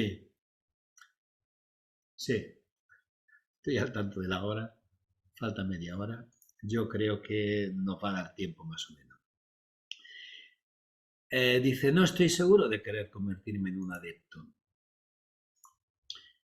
¿Por qué no? Dice, porque eso implica que no volveré a estar involucrado en el mundo cotidiano. No estoy seguro de estar preparado para eso. O sea, quiere seguir involucrado en el mundo. Yo también, yo también quiero seguir involucrado, aunque quiero seguir evolucionando. Dice, eso indica que no estamos preparados para sacrificar todo lo que sea necesario. No existe razón para querer ser un discípulo si nuestra última meta no es recorrer la totalidad del camino. De hecho, una vez comenzamos a lograr algún tipo de progreso real en esa dirección, la puerta se cierra y ya no podemos dar marcha atrás. Bueno, he dicho que yo quiero seguir involucrado en este mundo cotidiano, pero quiero seguir avanzando y no sé si la puerta se me ha cerrado en el camino donde que he empezado, pero bueno, yo quiero seguir avanzando y quiero, hoy, mañana no lo sé, quiero llegar a esta meta de recorrer este camino y también en este momento me gustaría, una vez recorrido este camino, poder quedarme y colaborar en la ayuda de la humanidad, ¿no? Magda, eh, Sí, pero venga, el voto del Bodhisattva se hace ahora o lo determinas cuando tú ya no tienes ninguna reencarnación más que afrontar. no, Porque yo esto lo veo para personas muy evolucionadas. sí, No es como eh, hacerte socio de una claro, fraternidad y dices, claro, ahora soy Bodhisattva. claro. Precisamente tú quizás estás referido a que, digamos, cuando ya se ha acabado y Sí. ya no continúo, no he de continuar en el reino humano, la Ujú. elección es otra, la elección es si me voy o me quedo, ¿no? Pero el voto del Bodhisattva es cuando estamos aquí, nosotros podríamos llegar a hacerlo. Ahora bien, ¿lo podemos hacer ahora el voto del Bodhisattva? Bueno, allá cada cual. Un voto de estos es algo muy serio, no es algo que se deba tomar a la ligera. Y de hecho en el budismo eh, se requiere o se exige, digamos, que antes de hacer el voto del bodhisattva se cumplan una serie de requisitos. Sí, Y por estos eso. claro, unos requisitos que nosotros en este momento no tenemos, que serían los tres grandes, las tres joyas del budismo, el Buda, el Dharma y la Sangha, y luego Sí. los cinco preceptos también, que son, en fin, es algo, digamos, a nuestro nivel todavía nos queda Es un inalcanzable. largo. No, no, es Bueno, sí, es que, alcanzable. Lo que Ahora, pasa es que no es para hoy ni para mañana, pero sí, es no, no, alcanzable. claro que pe- es alcanzable, pero digamos que a nosotros nos queda un recorrido por hacer. Yo diría esto es lo que quiero decir. Con el estado de ahora, tal cual Yo diría estamos que ahora, No. yo diría que hacer el voto es algo muy arriesgado. Y para mí, por ejemplo, entrar en la sociedad teosófica es también una especie de voto. Eso, para mí es un compromiso muy serio. Para otras sí, personas, pues no es tan serio. Entran y en un cierto tiempo se borran de la sociedad teosófica. Pues el voto del Bodhisattva creo que es aún mucho más serio, sí, una sí. gran responsabilidad. Por lo tanto, es algo que no debe hacerse a la ligera. Que nos gustaría, que somos compasivos, que queremos ayudar, vale, pues vayamos haciendo este camino, ¿no? Y llegará un momento que a lo mejor sí estamos en condiciones de decir, estoy total y absolutamente convencido que sí, ya he dejado atrás esto, he dejado atrás lo otro y voy a dedicarme. Pero en este momento, pues como que no. Si alguien cree que lo hace y ya se convierte en un bodhisattva, yo creo que está muy equivocado. Es que es esto, que si no hay una purificación muy, muy, muy bien hecha, No. Claro, no. Pero en pues así cualquier es. caso, cuando se haga, cuando alguien lo haga, no será en esta existencia, en la próxima y quién sabe cuándo será, pero será estando en encarnación. Eso Ya, sí. eso es lo que quería decir yo, que no es un voto que hagas tú.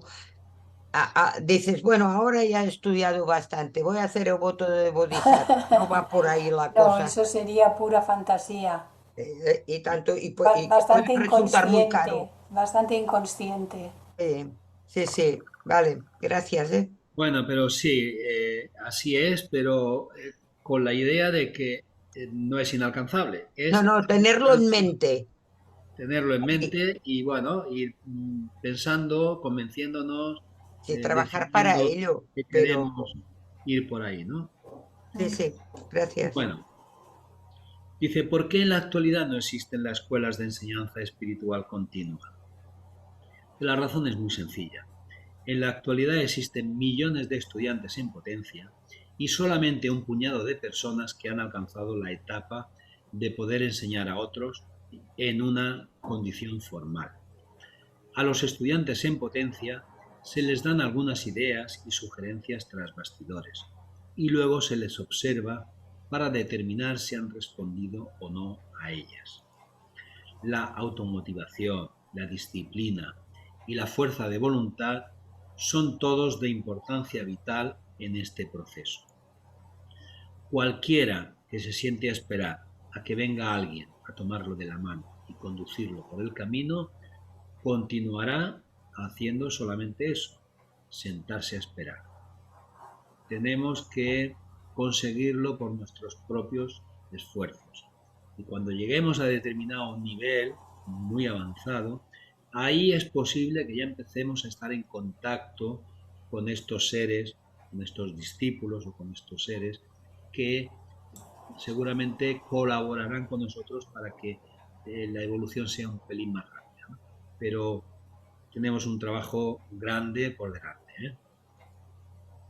Mientras tanto, esa persona, que es la que se sienta a esperar, dice, estará propensa a ser cautivada por las ilusiones y el encanto del campo o esfera astral, recibiendo mensajes por parte de entidades que se hacen pasar por seres altamente espirituales.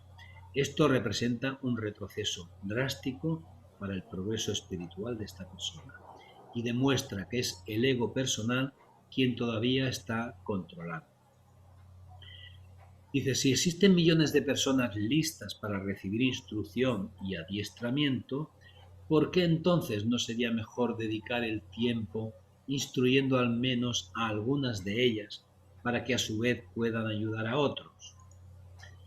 Dice, eso es precisamente lo que está sucediendo, pero en vez de estar siendo instruidos por alguien que les toma de la mano y los alimenta como a niños pequeños, estas personas deben instruirse por sí mismas en el desarrollo de su intuición y de su visión. Solamente aquellos que poseen los recursos para echarse a sí mismos hacia adelante, sin requerir más que una pequeña cantidad de ayuda, serán las personas cualificadas en ese momento para ser la vanguardia del movimiento. La jerarquía está buscando generales y oficiales ejecutivos principales. No está buscando soldados de a pie, ni oficinistas ni secretarias. Muchos serán los llamados y pocos los elegidos. ¿Cómo puedo yo convertirme en uno de estos generales u oficiales ejecutivos principales? ¿De cuál es tu motivación? ¿Es que te reconozcan como una figura de poder dentro del movimiento espiritual? Pues si es así, mejor olvídate de eso, ya que la motivación no es pura y solamente eso nos llevará al dolor y a la desilusión. ¿Es nuestra motivación 100% altruista cómo sería eso de ayudar a la humanidad en lucha, en su búsqueda hacia el crecimiento espiritual. ¿Estamos seguros que no existe ni tan siquiera un pequeño rastro de ego o de deseo para el engrandecimiento personal? Si existe, aunque sea una pequeña cantidad de ego en nuestro deseo, fracasaremos. Y por eso es lo que hemos dicho antes. Aún estamos tan apegados a nuestro ego que tenemos todavía un recorrido largo por hacer, ¿eh? Hay que trabajar. Debemos trabajar primero en el desarrollo de nuestro carácter antes de desear otra cosa, y lo demás caerá por su propio peso. No hay posibilidad de que pasemos desapercibidos si tenemos las cualidades de carácter requeridas. Dice, hombre, ¿y cómo es que no es posible pasar desapercibido? Pues porque los adeptos están siempre en búsqueda de aquellos que pueden ayudar en el trabajo. Ellos miran al mundo de forma amplia y de un vistazo ven a cualquier ser humano que esté tan siquiera acercándose a tener las cualificaciones necesarias para ayudar. Se necesita mucha ayuda, por lo tanto los maestros están siempre, y a la que hay alguien que destaque y está a punto de poder ser un colaborador, ellos se dan cuenta enseguida. ¿De cómo hacen eso? Dicen, ¿nos hemos encontrado alguna vez con una persona que posee algo muy especial en ella? Dice, es como estas personas son como si tuviesen una luz brillante que resplandece a través de ellas y toca a todas las personas con las que se ponen en contacto. Una luz inspiradora que brinda un sentido de serenidad y paz. Y dice, sí, he conocido a algunas personas así. Pues eso es exactamente lo que los adeptos ven, exceptuando que su visión es muy superior a la nuestra y que no hay forma de que ellos pasen por alto a nadie. Existe un refrán que dice, cuando el alumno está listo, el maestro aparece. La verdad es que el maestro es consciente de la existencia del aspirante que esté logrando progreso, mucho antes de que el alumno sea consciente de la presencia del maestro. En el momento en que el alumno está listo para la próxima etapa en el avance espiritual, automáticamente se abren las oportunidades para ello.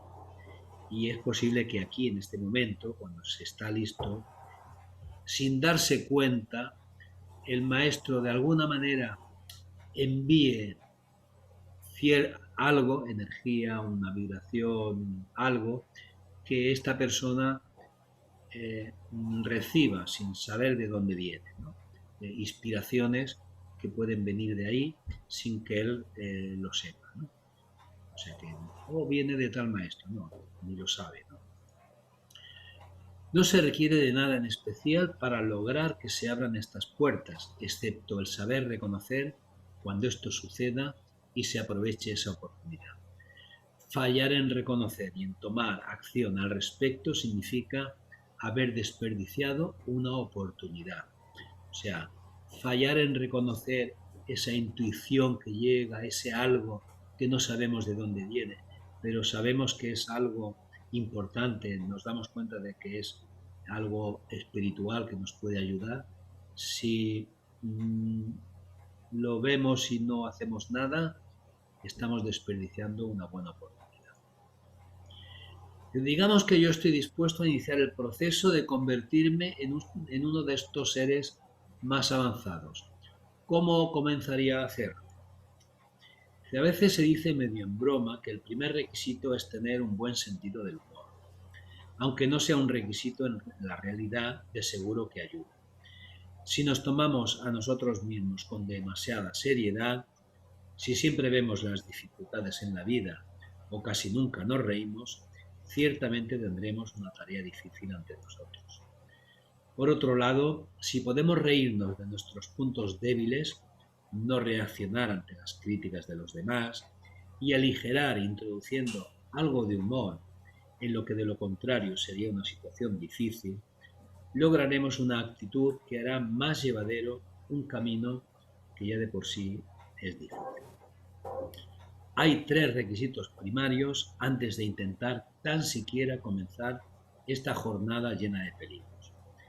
Esto se menciona en la cita que aparece al comienzo de este libro: valor indómito, pureza sin mancha y fuerte intelecto. Y esto lo vimos al inicio, que era aquello de Blavatsky: hay un camino empinado y espinoso, plagado por peligros de toda clase, pero es un camino y lleva al corazón mismo del universo. Puedo decirte cómo encontrar a aquellos que te mostrarán la puerta secreta que solo se abre hacia el interior y se cierra rápidamente para siempre detrás del negocio. Antes ya hemos visto que hay un momento en que la puerta se cierra, que ya no hay marcha atrás, ¿no? Continúa diciendo: no hay peligro que un valor indómito no pueda conquistar. No hay prueba que una pureza sin mancha no pueda atravesar. No hay dificultad que un fuerte intelecto no pueda superar. Para aquellos que triunfan, hay una recompensa más allá de cuanto pueda decirse: el poder de bendecir y de salvar a la humanidad. Para quienes fallan, hay otras vidas donde poder alcanzar el éxito. Bueno, pues ahí tenemos que hay uno de los requisitos importantes es este valor indómito, pureza sin mancha y el fuerte intelecto. Y comenta sobre el valor indómito: este sendero no es para los de corazón débil. Tomarlo requiere un valor muy por encima del que posee la persona promedio. Si uno tiene miedo a la oscuridad, a estar solo, a las alturas, a los espacios encerrados, o tiene algún otro miedo o fobia, uno no posee este valor indómito. Examinemos nuestras propias vidas y determinemos si hay o no temores los cuales seamos incapaces de superar con algún esfuerzo, y entonces trabajemos para erradicarlos. Si nos echamos atrás en esta tarea, entonces no estamos listos todavía. Dice: ¿por qué ha de ser esto un requisito? De seguro que vivir una vida espiritual no resulta ser peligroso en términos físicos. Pues sí, resulta que es peligroso en extremo, tanto físicamente como emocionalmente y mentalmente.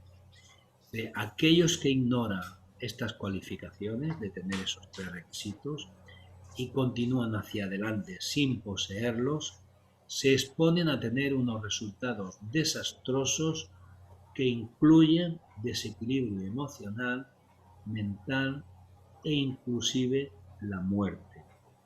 Y esto me recuerda a ciertas clases o seminarios que hay por ahí para activar la Kundalini, cosas de este estilo. Ojo, porque hay personas que se han vuelto locas por este tema.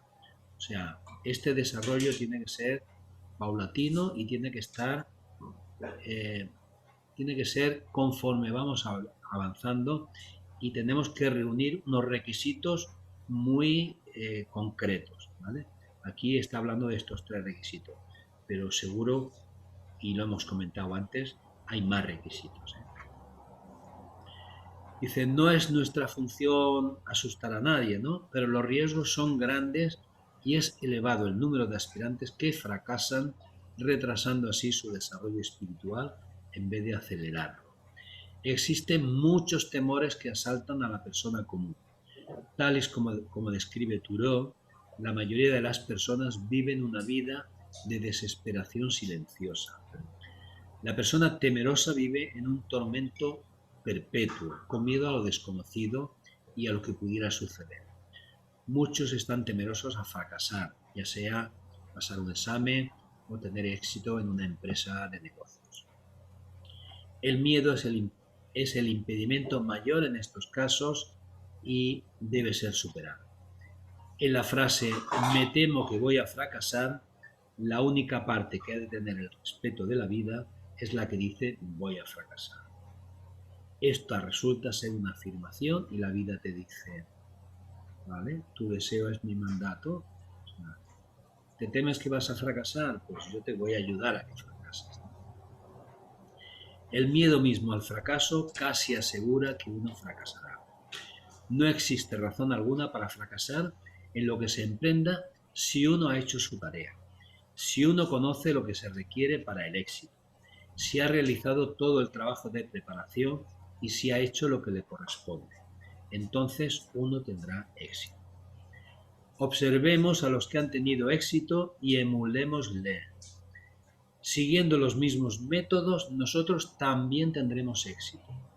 No importa si lo que pretendemos lograr es una meta de negocios o una espiritual. No hay atajos.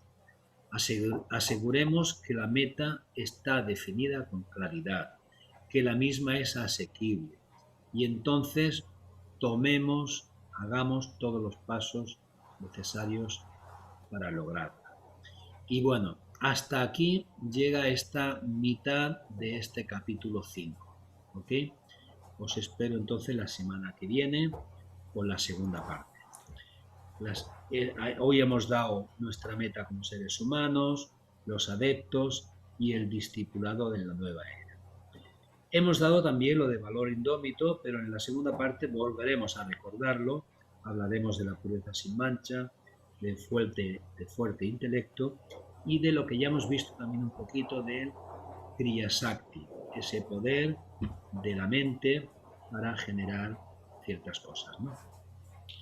Y bueno, el próximo día es el 19 de diciembre. Recordad que si queréis hacer alguna aportación podéis escribir a este correo y se os informará cómo hacerlo.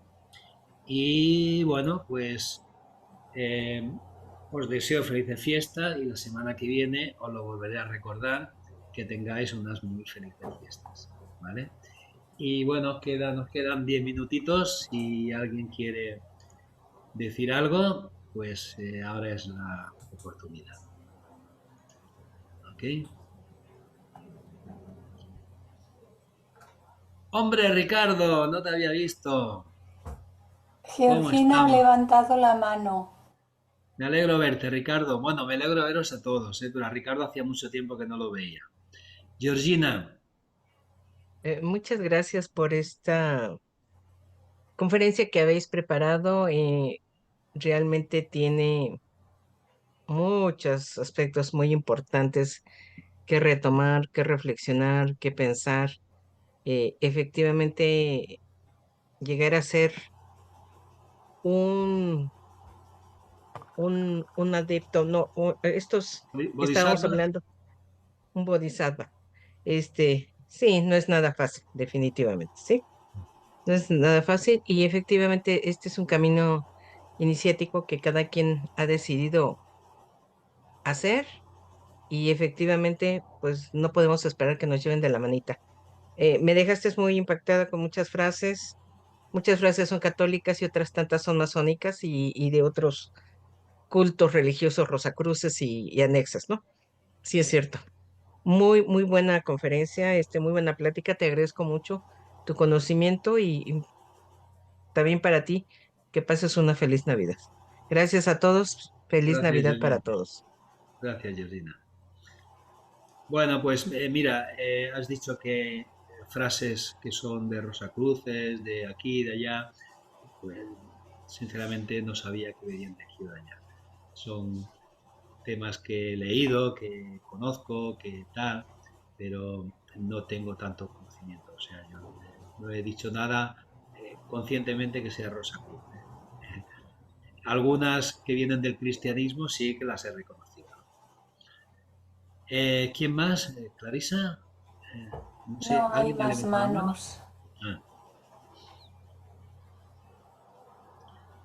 bueno, pues son las 8 menos poco. Si no hay nada más, nada más. Detenemos la grabación. Bueno, pues eso, os animo a que vengáis el martes próximo, que continuaremos con esta quinta lección, ¿de acuerdo? Pues venga, gracias a todos por Bueno, esto. Ramón, gracias, Igualmente, ¿eh? buenas fiestas a Gracias, todos. Ramón.